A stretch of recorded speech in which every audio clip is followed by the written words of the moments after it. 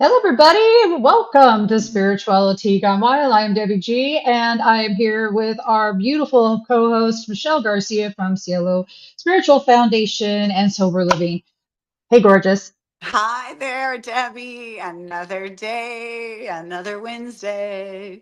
It's another Wednesday. Okay, and today is going to be seriously like rock star stuff, y'all. We have somebody coming on, and he's going to be here shortly. His name is Ken Seeley. He's a highly respected certified intervention professional, and oh my stars, a special friend of Michelle's, and very well respected in the industry. We are so excited, and he's going to be here in just a moment. And you know what we're going to be talking about, Michelle? Yes, emotional wellness, and also like just wellness in a spiritual light. Yes, Yeah. we're going to be talking about the currency of mental and emotional wellness. And what if, and here's a big question, audience, what if true wealth had nothing to do with money?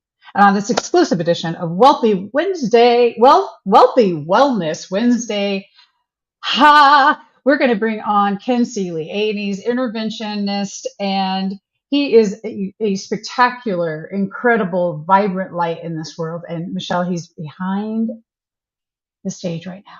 Shall we bring him up? Yeah. Can I say a few words about him too? I'm kind of hoping you do. Okay, good. So, um, I first met Ken back in 1991 in West Hollywood.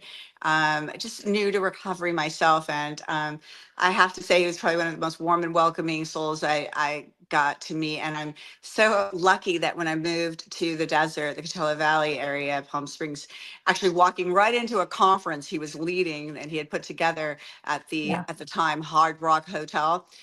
He was just like so I could tell excited to see me and welcoming, and I got to be a part of that. And then that community, I moved there, he was there, and I was so thankful because it's nice to have people in your new communities that you know and respect and can learn from. And I certainly did learn from him. I got to go to his case management intervention training he had put together there for everybody, and I got to travel the world with him and in my class, learning different modules of different aspects of intervention and case management, ethics. Yeah. Oh, so many interesting things. And, I feel like I got a tremendous amount of support from him and his, he launched sober livings with outpatient programs, detoxes. He did so much while in his time here in the desert.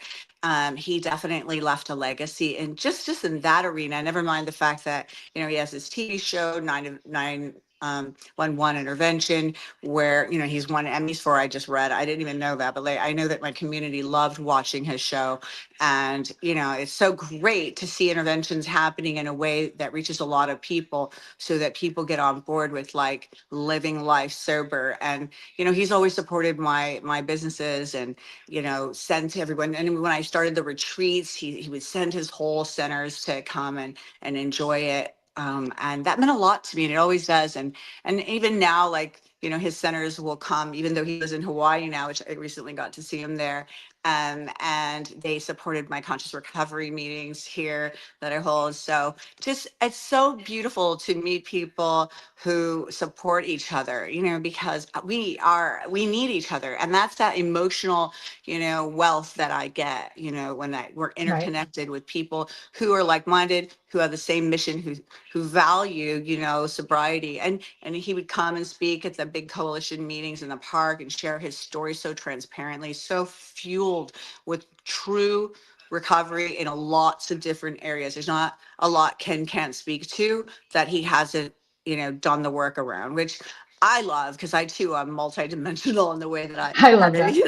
Right. embrace Well, we're my gonna bring personal. we're I love it. We're gonna bring So, Ken up. This isn't yay. your ordinary conversation. This is a conversation about emotional health and wealth and uh, emotional sobriety. That was a word that Ken uses that I absolutely love. And Ken, welcome Thank all the you. way from Thank Hawaii. you. Hey, how are you? So good to see you. Did you hear our intros? I did. Okay, And good.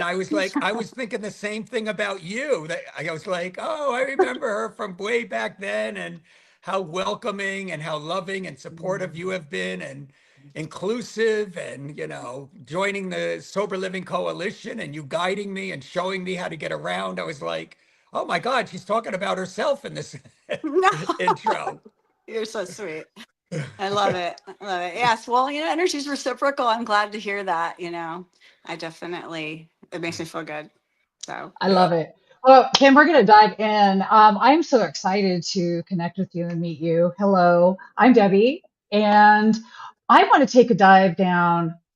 What is the real currency of success?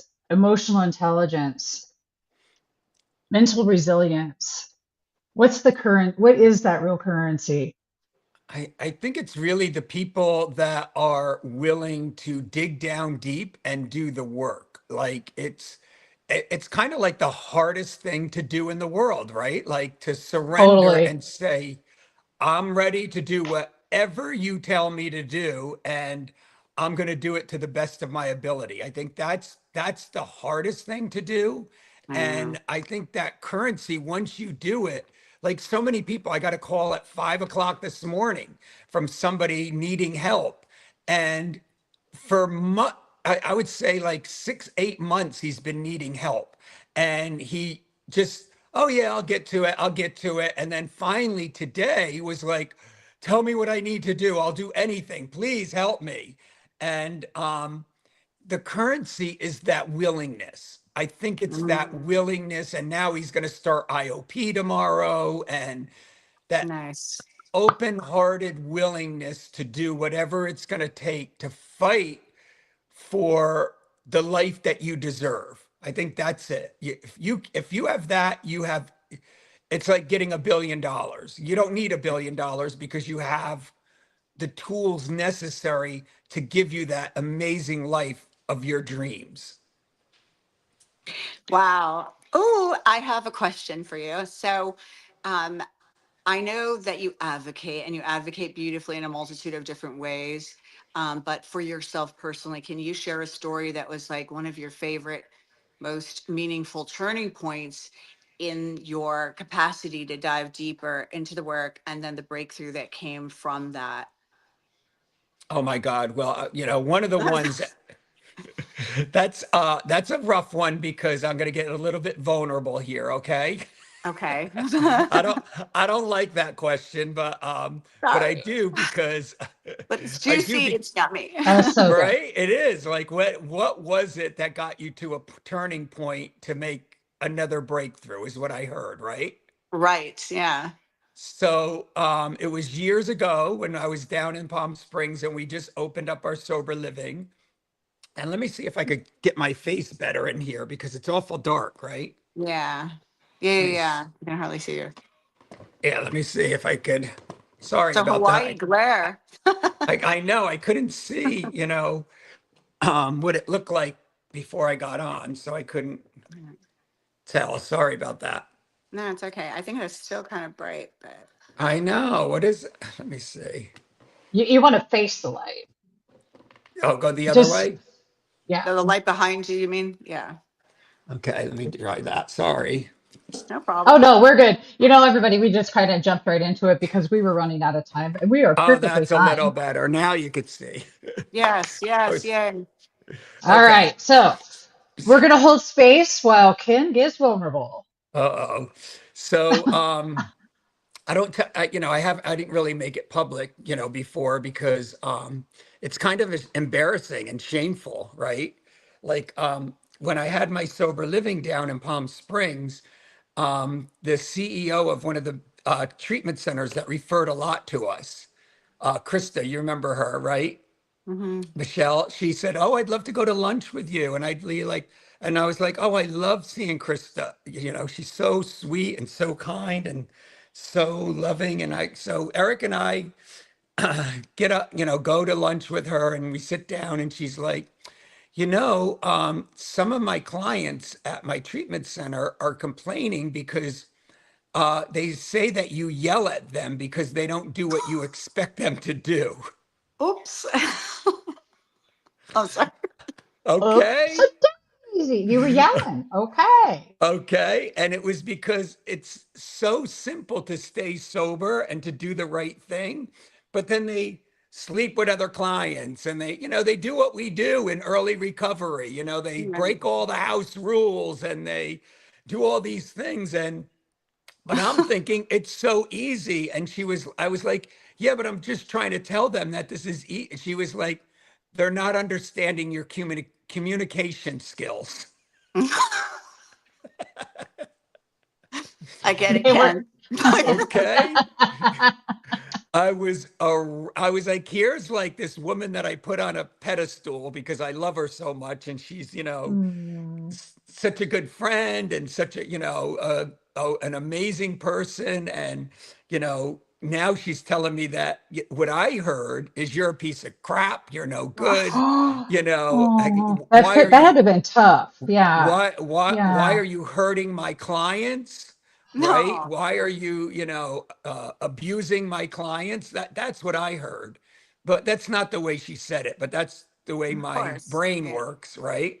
Right. And so John Southworth, you remember him, of course, Oh, our God dear rest his friend. soul. What a love. Yes.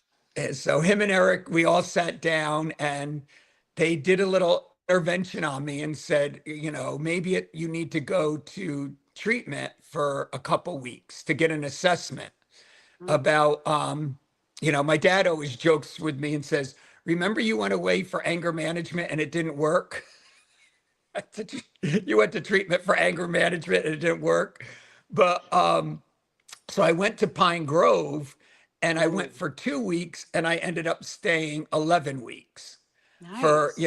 doing the PHP program, professional enhancement uh, program Mm-hmm. at Pine Grove. So it was like a breaking point for me. Like something isn't working in my life. And this is when I had like 23 years sober. So it wasn't like I was, new or something. It's just, this is how the disease works. It's going to hit you all different ways at all different times in your recovery. You So know, Mm. I just want to say, like, but it's that you really do challenge yourself. I have one sober house. You had several with outpatients, with massive stuff. So I'm just saying, like, you definitely enlarged your life massively. So when we do that, yeah, we have to step up our recovery to match that, I guess, and I'm so thankful you do that, and so go on. It's like, yeah, it's true though. Like, and I always say, like, if I'm not willing to do the work, then how can I ask other people to do the work, right? true, true, yeah, So then That's a big one. when I had 28 years sober, people were telling me like trauma is a big thing. And I was like, oh, I never really been physically abused or mentally abused, growing up, in my household. Everything was amazing.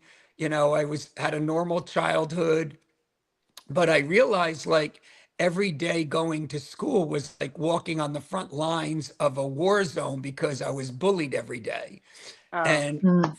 from 4 to 14. So then I mm, went to Spirit and I did 6 weeks of it was I think they were like 5 days each time. So 6 work weeks.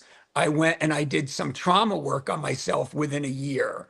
And that was another thing that opened up my eyes and really took me to another dimension where now it's all about trauma, right? It's all right. about trauma.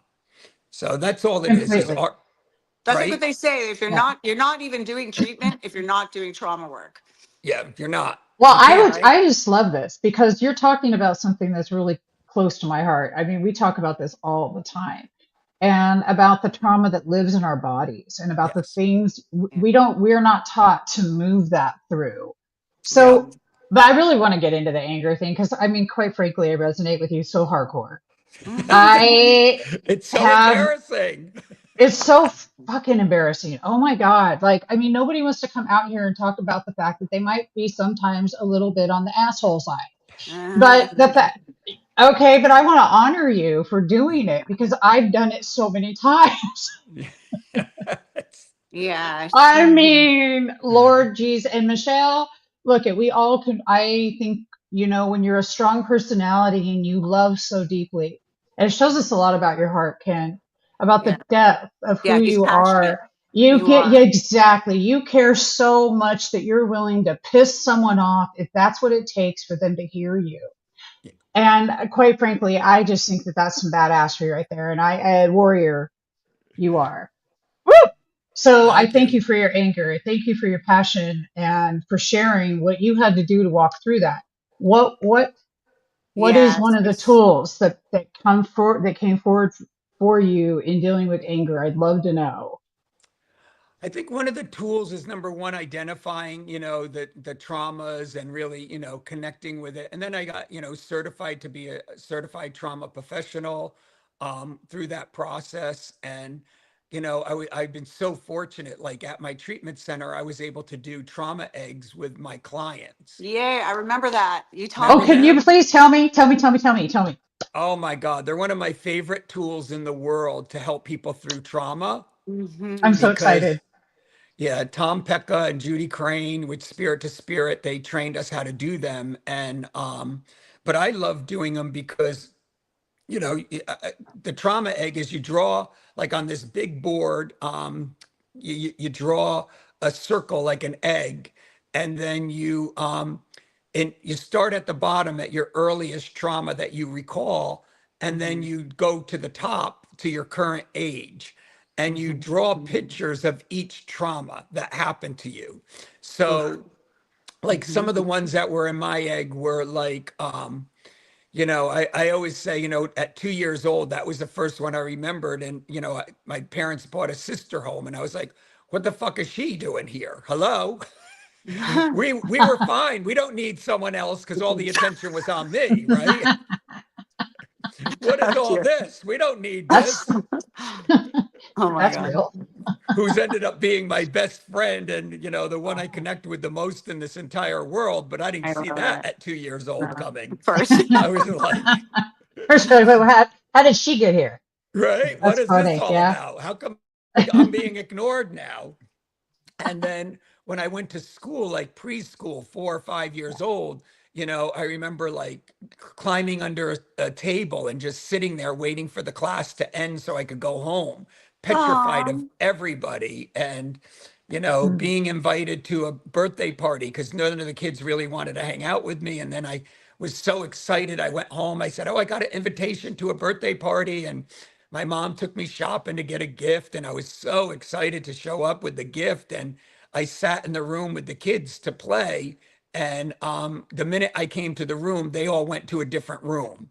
And so just stuff like that, getting on the bus and my hat being taken and thrown, and everybody laughing, throwing it back and forth, Mm. like trying to, and if I cried, they'd make more fun of me. And so I would just have to let it go and lose the hat and act like it didn't bother me, it just being picked on a What? sports What? team. Why do you think that like you weren't like socially accepted? I see you as you're so not in your adulthood. Like I can't even fathom. What was it like? Was it the demographic of people? I mean, what was it about you? It's part of that gene, I feel like, because I look at pictures of myself and I wasn't funny looking. I was like, why Right. did I have such low self-esteem? What was wrong with me? Like I had Right. so low self-esteem that in third grade, I couldn't concentrate on reading because I was so petrified of the class and the other students that I failed third grade because I Oh wasn't my keeping up in reading. So God. again, but that ended up igniting and saying, oh, there is something wrong with you. See, you're right. You are a piece of crap. Mm, You aren't smart mm, enough. You aren't like the other people. And mm-hmm. so it just reconfirmed that, the inner critic voice talking to me that you're no good. Yeah. So that went on from 4 to 14. And then at 14 is when I started drinking and doing drugs. And, Oh, you young. know, then it just, changed. And I was like, oh, I don't care what people think when I'm drunk. Yeah. Mm. So Mm. Lots of interesting things that come up with bullying, but also I think that this is so rampant. It was rampant for my sons because they were big. They were yeah. really big. So believe it or not, they got picked on. I am really big. I'm 5'10", and so I also faced a lot of that. I mean, because some kids are really mean. Mhm. And Yeah, some people, and they're projecting their inner world from their experience. The experiences that we receive, it's I wasn't taught to defend myself in that sense, to Yeah. shut down or not, and I get that. That's an emotional stuffing that we do. And then you start yeah, drinking so that you could, Yeah. because you're just trying to be happy, feel normal, but you process sure. differently because you're probably very neuro advanced.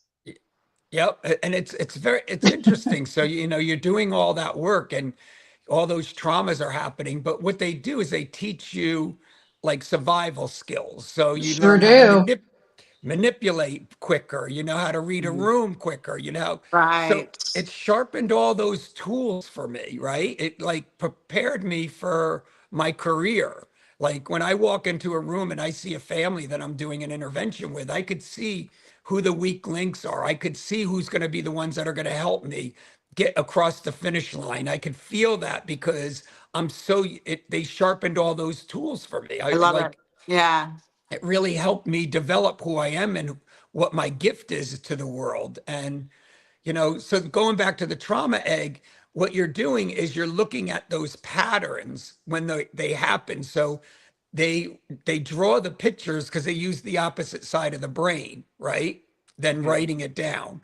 So Mhm. they draw the pictures, and when they're drawing the pictures, they get in touch with the emotion. So then when they present it in front of their peers at their group, the other people, they're experiencing it in real time, like it happened that day.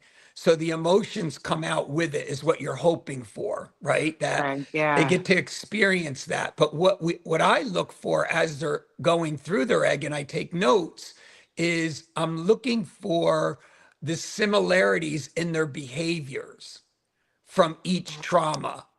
And then I'm able to tie it together in a bow at the end and saying, Mhm. look at this one, look at this one, look at this one. This is where you isolate. This is where you manipulate. This is where you know, all of those things worked fine and dandy during that process to protect you, but Mhm. they are part of your illness. And now we need to examine that and look at that to show you like reacting like what I was doing when I get mad at those kids for not doing, I was reacting instead of responding.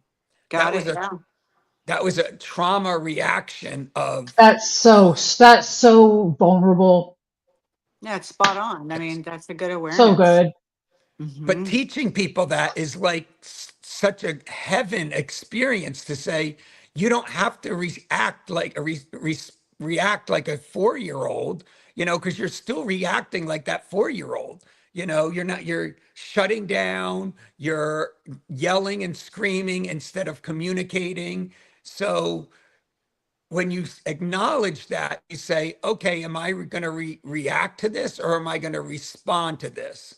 And it's a new tool that, I was 28 years sober when I learned this stuff. It's like, I don't want people to have to wait all those years. Let's get it in Bless your early heart. recovery. God, yeah, I know, right? God That was bless. that Yeah. was a brilliant freaking tool. Y'all, Hmm. are you going to respond or react? Or react or Hmm. respond? I But love how I you think it talk. that egg tool really allows you to see the patterns, and that's so helpful. It's not as easy as just making the decision to do that. It's really identifying and walking through it and seeing it. I could just see how that. I'd love to do that here one day. At the house with the client, see how far they can go and how it might be helpful. It's empowering. Oh, it was I, the I most powerful thing I ever did in my life. Like to see Wow. that. It was so clear as day. It was like, why didn't anybody teach me this in Yeah, junior high?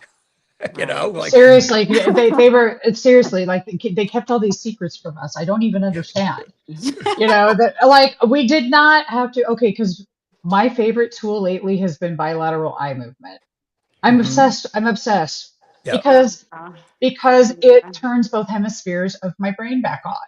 yep, Mm-hmm. And I'm able to activate by turning my eyes in circles afterwards. I'm able to activate my vagus nerve yep. Mm-hmm. and breathe and take a pause. How easy is this? Right.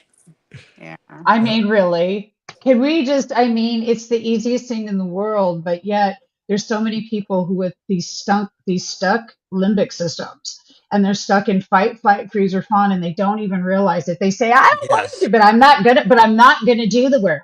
I don't want to do the work. I'm not gonna do the work. Oh yeah, I They hear. could be, I don't know how to oh, just, meditate. I can't meditate. I can't I'm do like, this. don't even like, just don't even, just lay there. You don't have to do anything. That's why I love the sound baths, because it's like, just, you know what, just be. Yeah. I It's got to do sneaky. I got to do a sound Sound is bath sneaky. actually, for Ken's the property you own, the now treatment center there, for their staff, and that was such an honor, because sometimes the staff get you know um a little overworked, a little Yeah. tired, and if they don't quite have enough time because they're so Yeah. passionate about doing the treatment work, which can really consume you, and then it's like so vital to bring something like that that can nurture and allow people to have like a Yeah. reset. Yeah. I mean, it's really beautiful. It means a lot to me because I know what work burnout looks and feels like, and I just like, I just love to be able to give people a break, like a pause, and, a beautiful experience.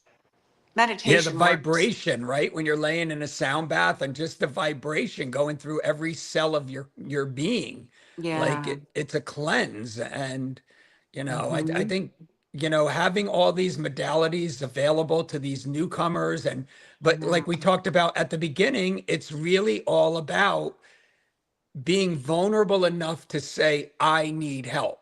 Like that Yeah. call this morning, it was, I need help. I'm going to go to the emergency room because my mind is going crazy right now. Yeah. And when it gets that bad, that's when we surrender to doing things other people's ways. And the gift of recovery, I don't have to wait for it to get that bad. I could have early warning signs and be guided with support around me, like to go do these Yeah. retreats. Like Yeah. I love retreats, silent retreats, all those things, because every one of them you learn something new. And that's what, like we talked about John Southworth, he did the trauma retreats with me. And I said, John, he goes, I worked on my trauma. My dad was a prick to me, and I worked on my trauma. I'm 78 years old, 79 years old. And I was like, just go with me. And so he went with me, and he was bursting in tears the whole weekend, or the whole I week that love we were it. there. And Love it. then he signed up for the next 4. He's Wow. like, so he went for another 4 weeks. I was like, oh my God. You're only That's supposed to do beautiful. 5. I ended up doing 6 because I loved it so much. That's I so awesome. I mean, because there's layers, right? We find out, it's like the gurus say that there's no end to how much we can evolve. And it's funny because like you get to this one plateau and you're like, oh my gosh, there's more. And then that's when you're ready for even more. Like you go deeper, and it's so meaningful and beautiful. It's like, and I know John Southworth was such an incredible soul to so many lives. He touched Yeah. so many lives and Yeah. such life-changing way, and that you're a part of that legacy is really neat. And to get to do the work together like that must have been so beautiful for you, like really heartwarming. Oh my God, it was amazing. It was one of the best gifts in my life, because Yeah. I always looked at him as being like a second dad, because he really, nurtured and cared, and, Mhm. really he was there for me no matter what. We had such a great relationship. We traveled the world together, and to have that bond with somebody and then going through these experiences with them, it was just like, how can you, it's like the perfect life. Like, how do you get better than this? And that's what recovery is available for every single human being out there. Like, I just was again, I'm always wanting to learn. So I live in here in Hawaii, and there Yeah. was an event that Hawaii, I think, is the only state that has a trauma response, division within the state. And wow. and they Wow. and this woman that's running it, they had a doctor from California that was there, and they Mhm. had the governor. So those two were on the panel. And also our governor in Hawaii is a physician also, so he's aware of medical conditions. So Nice. the two of them up there talking on the panel about trauma was freaking amazing. Like they That were is. saying, do an ACE exam, do that test, the ACE test. Yes. See she was like, 1 out of 3 people are affected by trauma. 1 out of 3.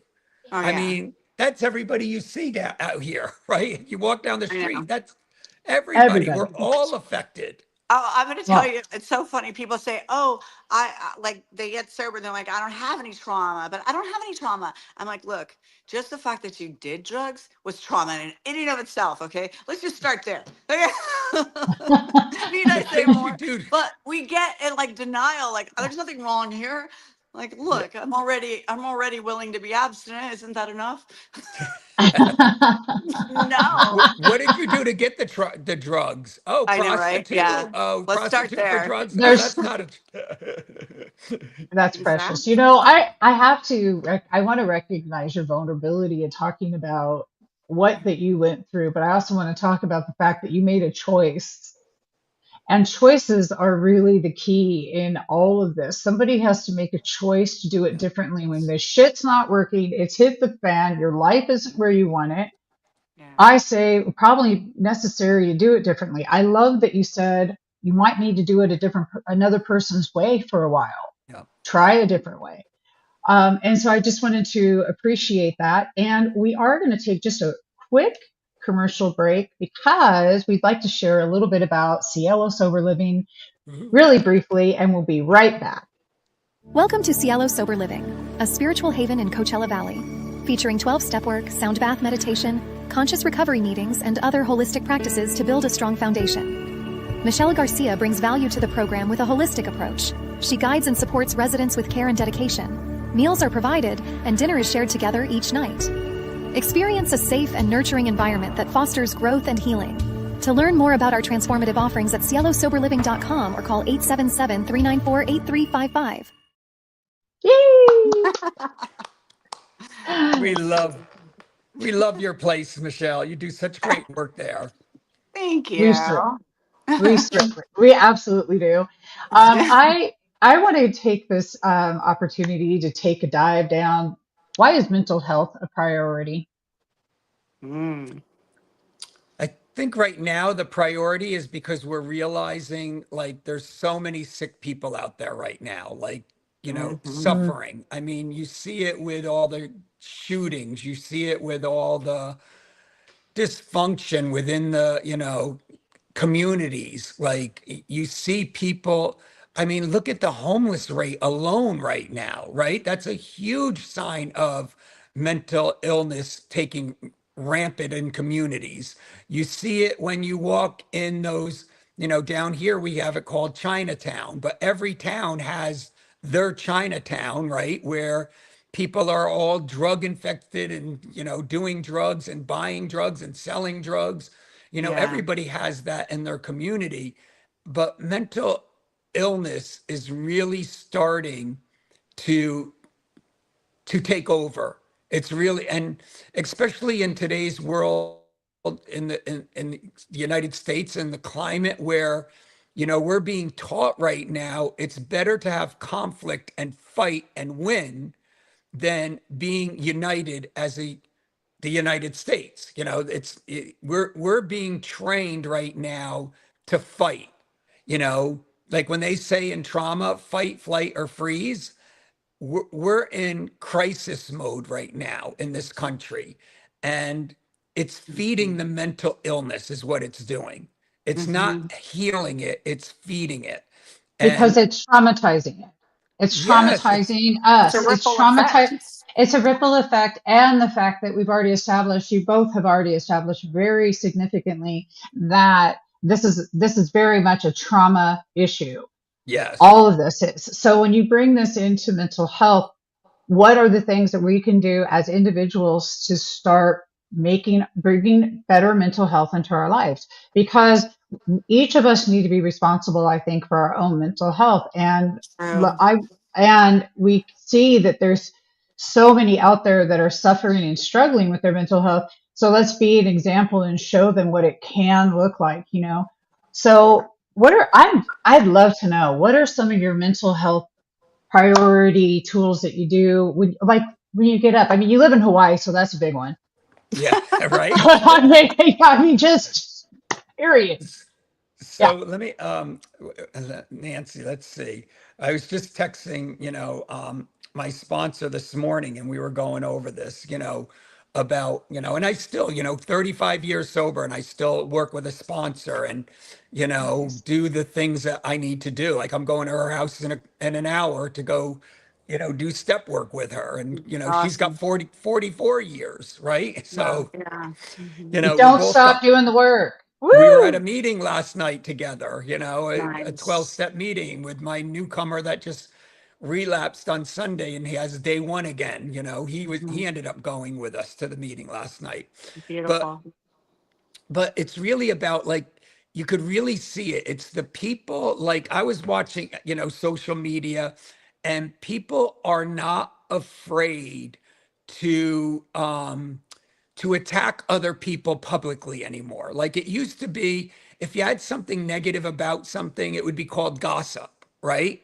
You would go behind their back and gossip about it. Oh, did you see so and so? And that's not healthy either. But we have excelled in this country where people are putting their hate in words on social media.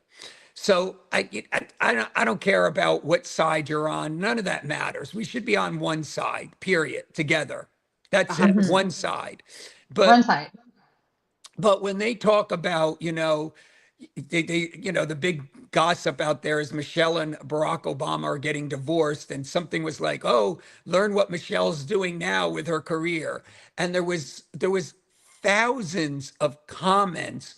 What is Michael doing? What is, calling it like a guy that's a woman? It's like the Um, hate that is out there right now. Like oh, a- finally. anybody that's doing that, like we all have our own perception and our own beliefs.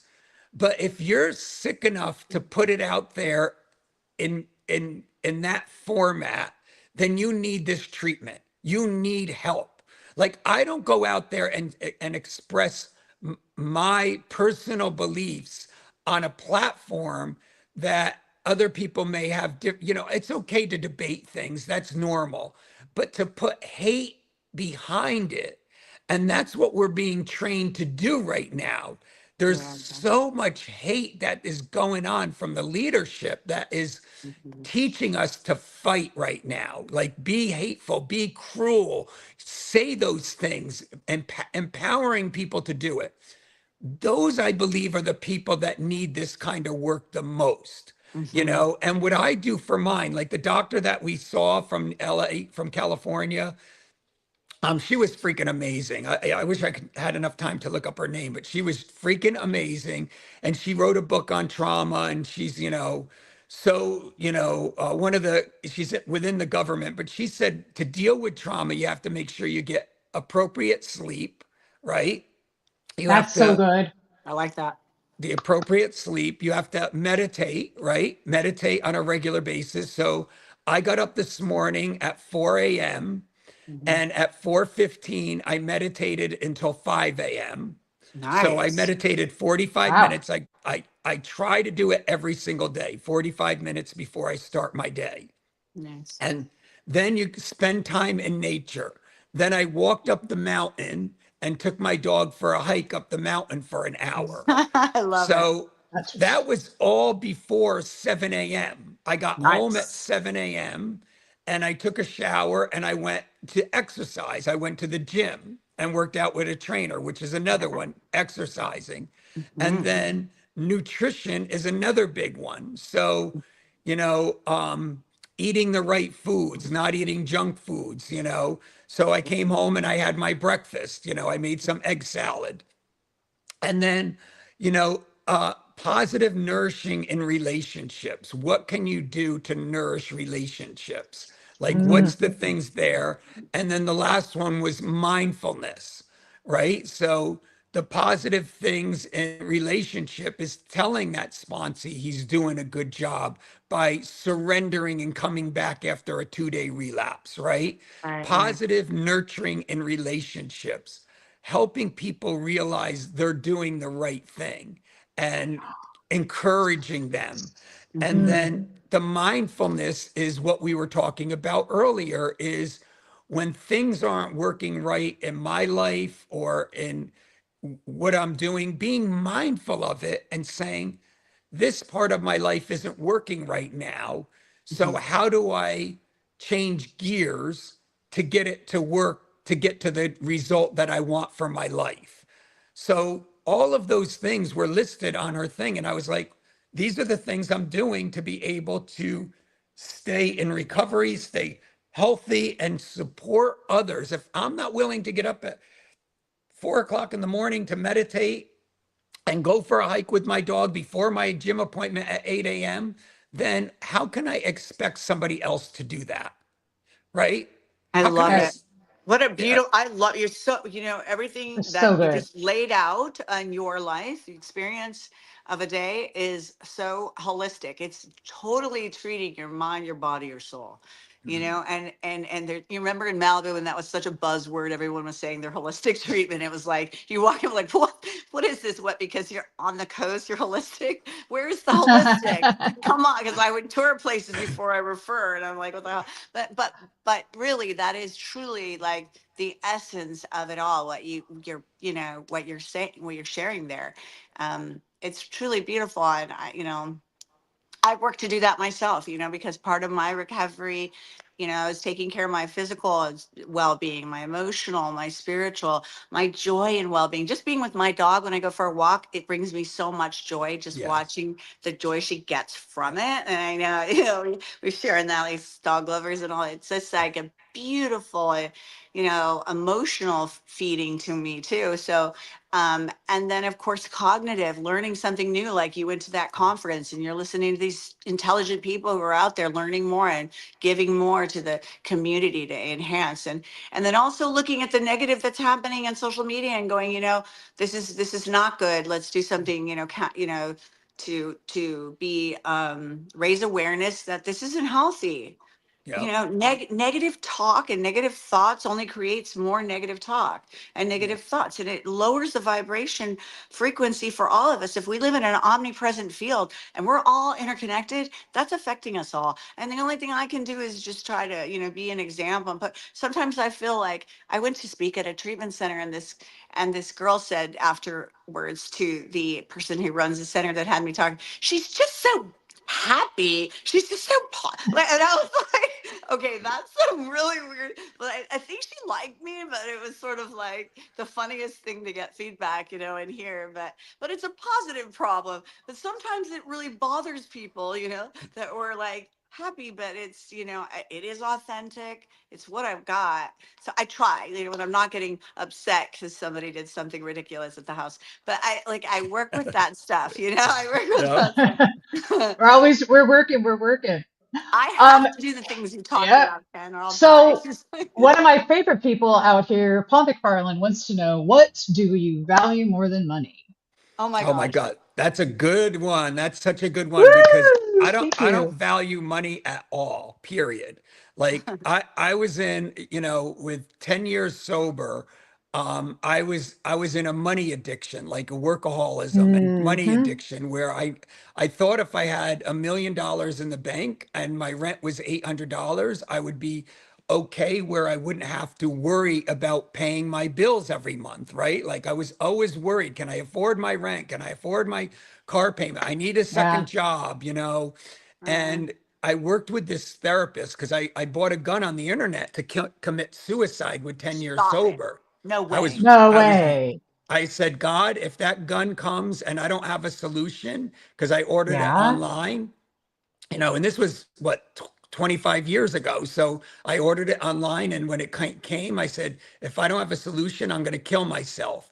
And my therapist that I met after, I said, well, I'll do what the program teaches me, get outside help.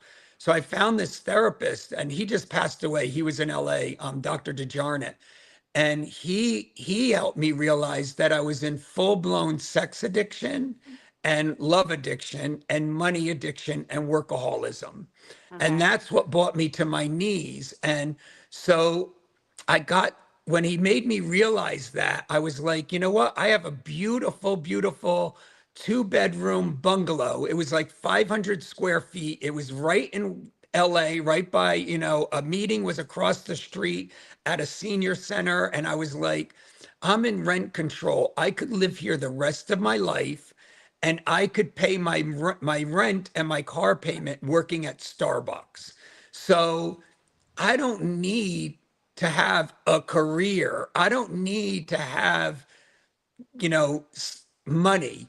I Mhm. could be comfortable because my dad retired as a fireman and they didn't have a lot when he retired, but they had each other and they were happy.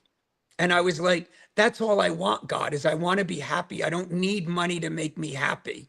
My parents are fine and we always had excess. We went on trips all the time. We had a really good life, but it wasn't millions in the bank, which I thought I needed to have.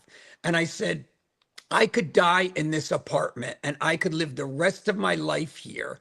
And once I did that, and I said, and my mother said to me, I told her on her deathbed when she was dying, I said, you're the reason I'm successful because I used Um, to run the West Hollywood Alcohol and Drug Center and I made $310 a week by managing it.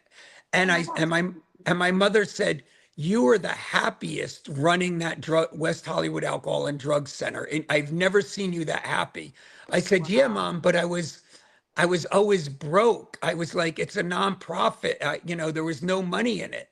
And she goes, it doesn't matter. You were happy. And Wow. so I took that and I took what I learned from my therapist and I said, I'm going to help people in recovery because recovery is what makes me the happiest. And so I started helping people get into recovery. And then I learned about interventions. So I gave up on money. Money doesn't buy anything. Money buys Comes and comfort. goes. Yeah. It comes and goes. It buys comfort, but it doesn't buy saneness. It doesn't buy, happiness. It doesn't buy any of those things. So what I realized in that moment is that helping people is what's going to make me happy.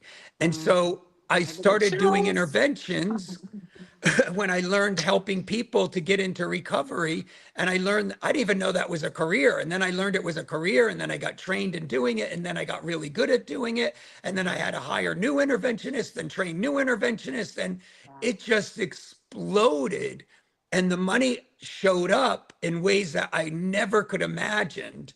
And, so I don't really put a value on money. I put a value on, like, I don't care if you go to Starbucks and you work every day serving coffee. If you could make that customer's experience the best experience in that day, you are going to bring happiness into your life. And 100%. you're Yeah. go- you're gonna explode to the next level, whatever you do. Because I was answering the phones at a treatment center, making $8 an hour to afford my $800 rent. So I was doing exactly that. I was just doing something that made me happy, and feeding my soul, and it exploded where the money showed up. I So love that. That's a gorgeous story. That I is want to so cry. good. Like I That is literally so want good. and Ken, to side note, the first meeting I went to in my life was West Hollywood Drug and Alcohol Center.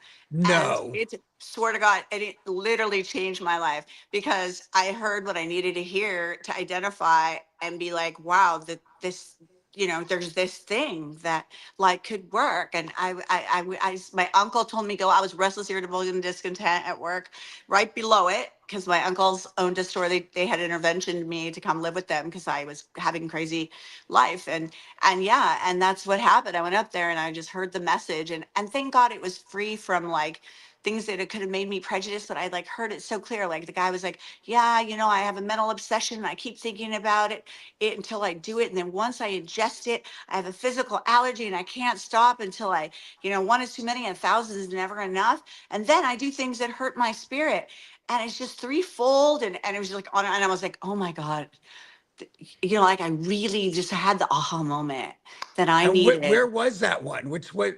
It was on Santa Monica Boulevard above Greenwich Village. Oh yes, I mean, we used to see celebrities at that one.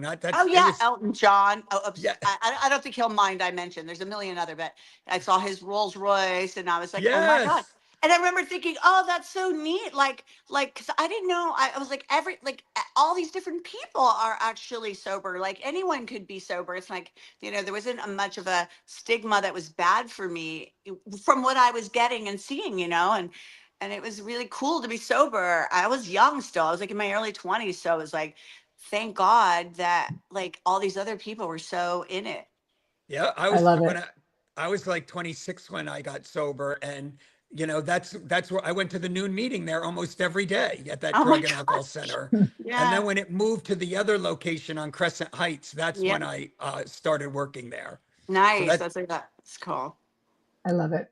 So Joe Steiker says he loves the reminder that the work is never done. no, Thank you. And I just am grateful that you have brought work forward that helps us to Oh, be better mm, human, just to I be know. better, just to be better humans, And I absolutely think that that right there is amazing. But the fact that you followed your heart Yes. and your passion, and that And through then that that, in but that it is didn't. abundance. In that Yeah. money comes to you because Woo! Lots you of it. are in alignment with your Heart purpose. abundance. And your mom and the story of her noticing that for you with you and you getting to be there for her the way you were before she passed just recently.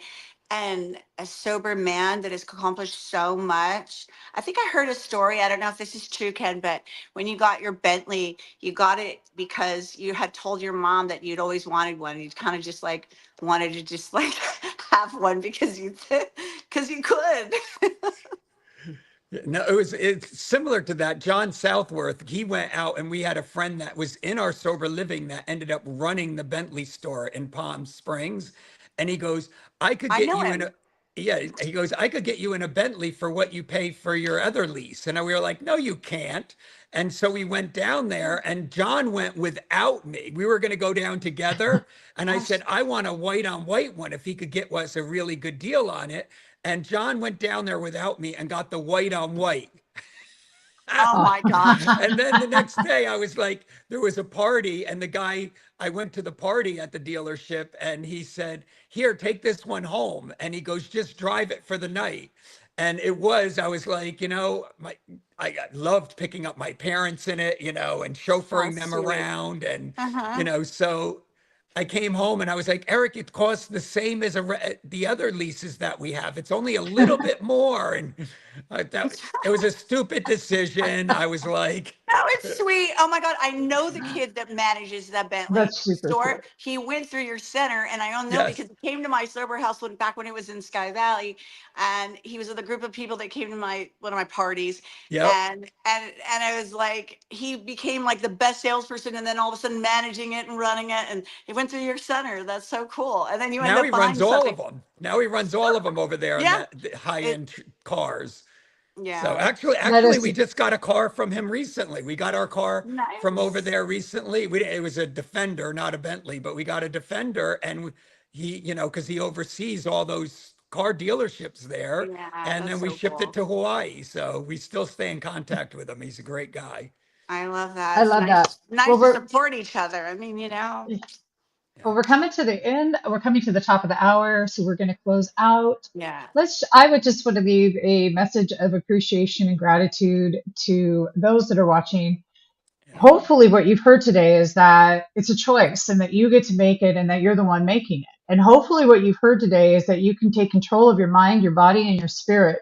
And hopefully what you've heard today is that there's people out there who are willing and are helping you, like Ken, like Michele, who stand in this space of love and respect for all of those who have walked this path, who are looking for, I mean, you guys, the things that you're doing for people out there who have struggled is amazing. And for me, my heart just is so grateful to both of you. And I want to thank you.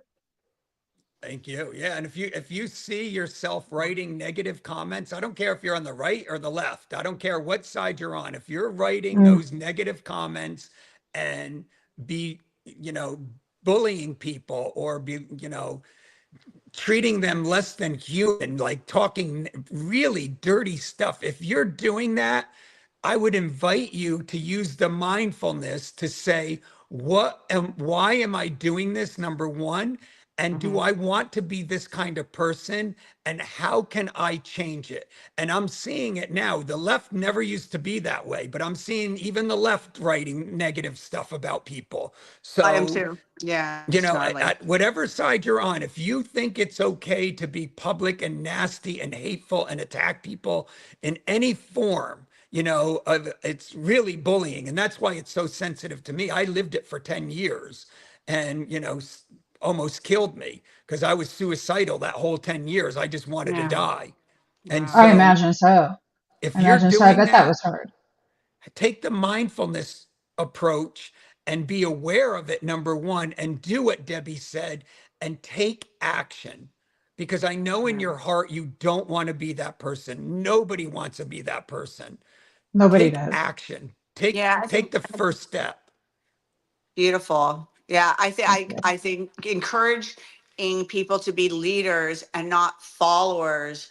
You know, it's so easy to get caught up in, you know, the majority is going into being these like herd of people with a negative stream and flow of words. And, you know, just to be able to be the leader and have your own voice of truth and allow it to come from a more God-centered place. And I'm not trying to Yes. be like religious, godly, or whatever. Just like when I say God, I just mean good, the good in you. Reach Yes. down into like, you know, or just even positive, you know, like Mhm. whatever, you know, it is that comes to you. And if you can pause and notice, like, wow, that doesn't really serve me or anyone. Well, let me like allow myself to have another thought, discernment, you know, like, you know, we learn to do in business and or healthy relationships, you Yeah. know, Yeah. they're built on being able to think past the first thought and then decide what's in the highest good, right?